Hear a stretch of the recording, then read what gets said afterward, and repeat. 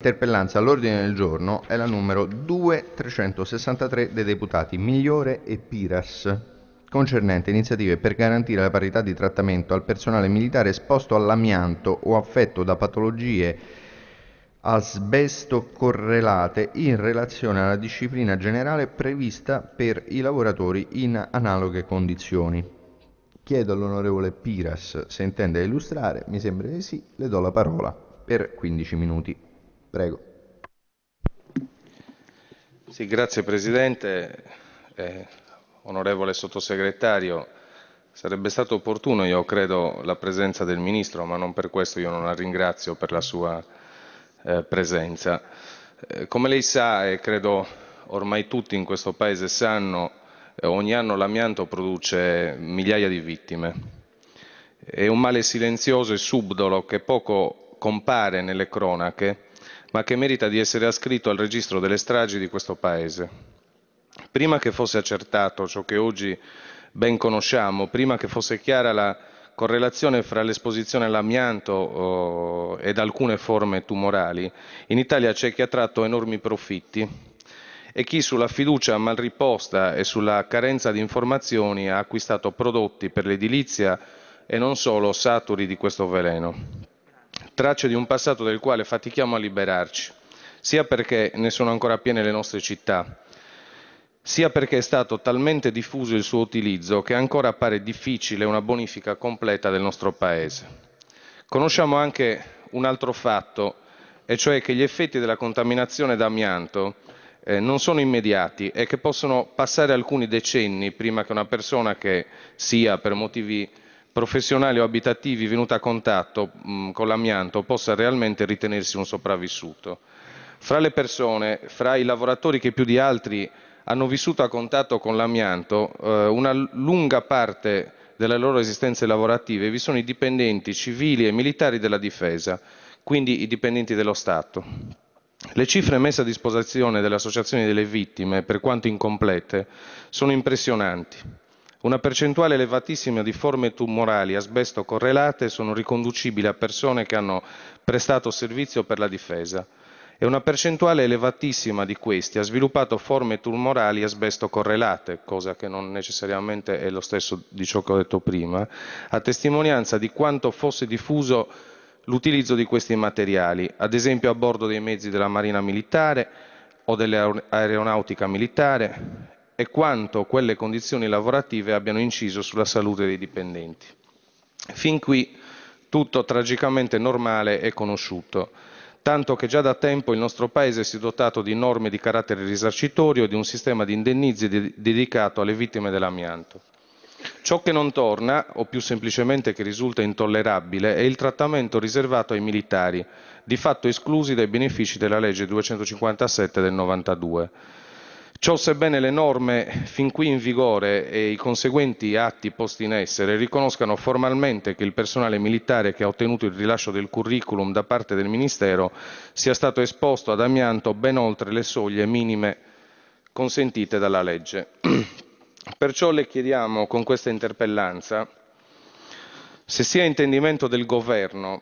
superare l'inaccettabile somma di discriminazioni subite dal personale militare esposto all'amianto o affetto da patologie asbesto correlate, adottando apposito atto di indirizzo che riconosca al personale militare delle forze armate e delle forze di polizia, compresa l'Arma dei Carabinieri, senza distinzione di mansioni e categorie, in possesso del curriculum lavorativo rilasciato dal Ministero della Difesa attestante l'adibizione in modo diretto ed abituale ad attività lavorative comportanti l'esposizione all'amianto o al medesimo personale affetto da malattie e patologie asbesto correlate, accertate da parte del competente Dipartimento Militare di Medicina Legale.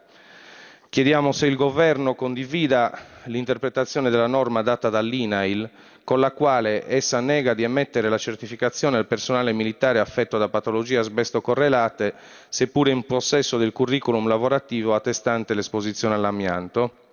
precludendo di fatto ai lavoratori militari l'applicazione del comma 7 dell'articolo 13 della legge 257 del 92, il quale riconosce a tutti i lavoratori esposti alle fibre di amianto che hanno contratto una malattia professionale il diritto alla contribuzione aggiuntiva dell'intero periodo lavorativo di esposizione moltiplicato ai fini delle prestazioni pensionistiche per il coefficiente di 1,5, indipendentemente dagli anni e dalla quantità di esposizione all'amianto. Chiediamo se corrisponda al vero la notizia diffusa nei giorni scorsi dalla FEVA Sardegna Onlus, secondo la quale i dipendenti dello Stato vittime dell'amianto, in cui la patologia si sia manifestata dopo l'entrata in vigore del cosiddetto decreto Salva Italia,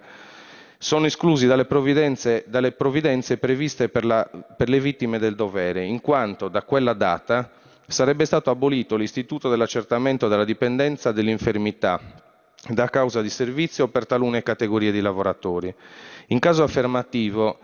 le chiediamo se sia intendimento del Ministro della Difesa e del Ministro della Pubblica Amministrazione la semplificazione assumere iniziative per far salvo l'istituto dell'accertamento della dipendenza dell'infermità da causa di servizio nei procedimenti per il riconoscimento dello status di vittima del dovere, per il rimborso delle spese di degenza per causa di servizio, dell'equo indennizzo e della pensione privilegiata ordinaria nei confronti di quanti, a causa della mancanza di protezioni e di informazioni, sono morti o si sono ammalati per aver inalato o ingerito amianto e altri cancerogeni. Le chiediamo se sia intendimento del Ministro rendere pubblici i risultati delle indagini ambientali, epidemiologiche, statistiche e diagnostiche eseguite a cavallo degli anni 60-70 dalla Clinica di Medicina del Lavoro di Bari, presso l'Arsenale della Marina Militare di Taranto e dalla Clinica del Lavoro di Milano, con la collaborazione dell'Istituto di Medicina del Lavoro di Genova presso l'Arsenale della Marina Militare di La Spezia e i risultati di tutte le altre indagini esterne eventualmente autorizzate in seguito.